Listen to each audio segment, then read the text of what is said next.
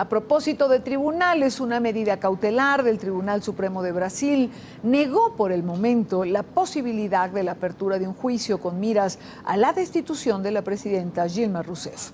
Hoy estaba previsto que la Cámara Baja comenzara el debate de la solicitud hecha al Parlamento para destituir a la mandataria por las denuncias de maniobras fiscales irregulares en el balance de su gestión 2014. Quien debía anunciar la aceptación o rechazo de la moción es Eduardo Cunha, presidente de la Cámara, y quien aparece en la lista negra de al menos 50 políticos vinculados con el caso de corrupción de Petrobras. Escándalo que ha sido catalogado como el peor de la historia reciente del Brasil y por el que líderes de 5 partidos políticos habrían solicitado su renuncia.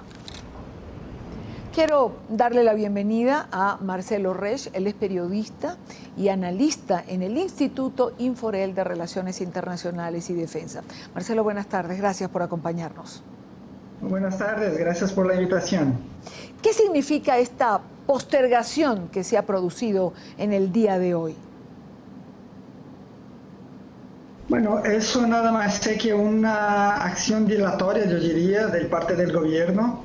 Han accionado a un parlamentario del partido gubernista para que entrara con una acción junto a la Suprema Corte cuestionando las reglas que habían sido impuestas por el presidente de la Cámara Baja para iniciar o empezar el proceso de impeachment de la presidenta Dilma.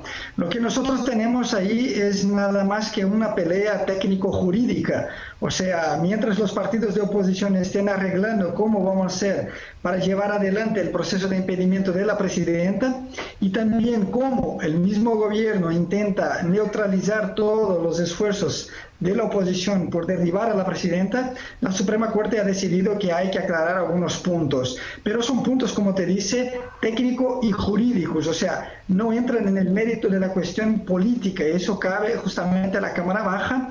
Y el problema mayor, Idania, es que el presidente de la Cámara Baja también hoy ha sufrido un proceso de impedimento. Uno de los partidos con asiento en la Casa han pedido la casación del presidente de la Cámara Baja porque también él estaría involucrado en los escándalos de la Petrobras. Exactamente, es decir, esto es lo que complica un poco más el caso. Hay quien señala que el señor Cunha habría o pudiera, una vez que se instale la discusión dentro del Congreso, manipularla, puesto que él también estaría inmerso en acusaciones. Claramente, en el momento el presidente de la Cámara de Diputados, Eduardo Cunha, que es del partido oficialista, el partido que tiene el vicepresidente de la República y también el presidente del Congreso Nacional, lo que intenta es buscar un acuerdo para librarse él personalmente de cualquier juicio. Es un, digamos, enemigo, mucho más que un adversario, es un enemigo de la presidenta Dilma, pero que en este momento está mirando con los cálculos políticos que tanto él depende de ella, como ella también depende de él, para que los dos puedan salvarse en este proceso, en este juicio que intenta el Congreso Nacional instalar, tanto contra la presidenta de la República como también contra el presidente de la Cámara Baja.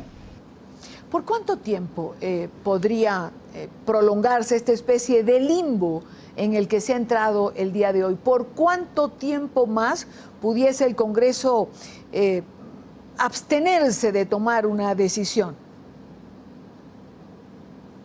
Bueno, eso es incierto, ¿no? Porque es una decisión liminar de la Suprema Corte. Es una decisión que, por ejemplo, a cualquier momento también puede ser derribada por otra decisión liminar.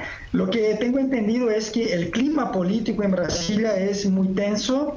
La presidenta Dilma Rousseff la semana pasada, exactamente el miércoles pasado, tuvo 4 derrotas muy importantes, muy duras en el Parlamento, tanto en la Cámara como en el Senado y también en la Corte Electoral y en el Tribunal de Cuentas. La presidenta Dilma estuvo realmente al margen de una renuncia la semana pasada por no tener más condiciones de gobernar, no tener más ningún respaldo político dentro del Congreso y fuera de él.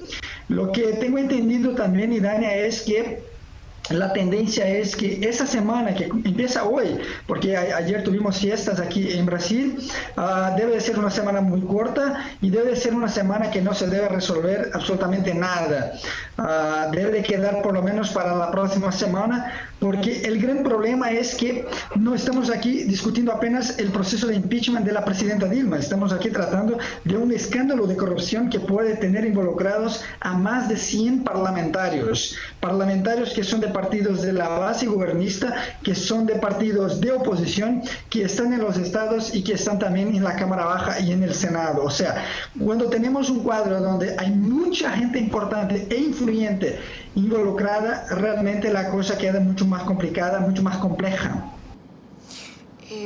Marcelo, políticamente hablando, ¿es quizá este el momento más difícil para Brasil en los últimos tiempos?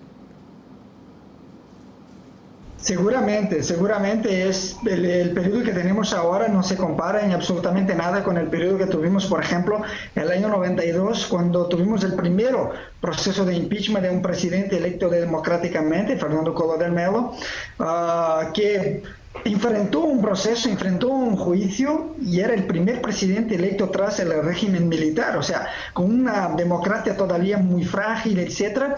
Pero ese es el momento más grave, porque por primera vez, y hay que comprenderlo, Brasil enfrenta una crisis política al mismo tiempo que enfrenta una crisis económica, y una está retroalimentando la otra. Mientras no tengamos una solución para lo que es la crisis política, quedamos con la crisis económica cada vez más grave. Entonces, eso es lo que, por ejemplo, la sociedad civil, por medio incluso del sector privado, viene pidiendo a los políticos, o sea, diálogo, poner un punto en eso, resolver el tema de la crisis política, que podría ser por la renuncia de la presidenta Dilma. Consideran que la renuncia sería lo menos traumático, porque la renuncia implicaría una solución 100% inmediata para lo que es la crisis política, mientras un proceso de impeachment tiraría el país en 160 días de incertidumbre. Entonces, eso es con lo que están jugando los políticos en este momento.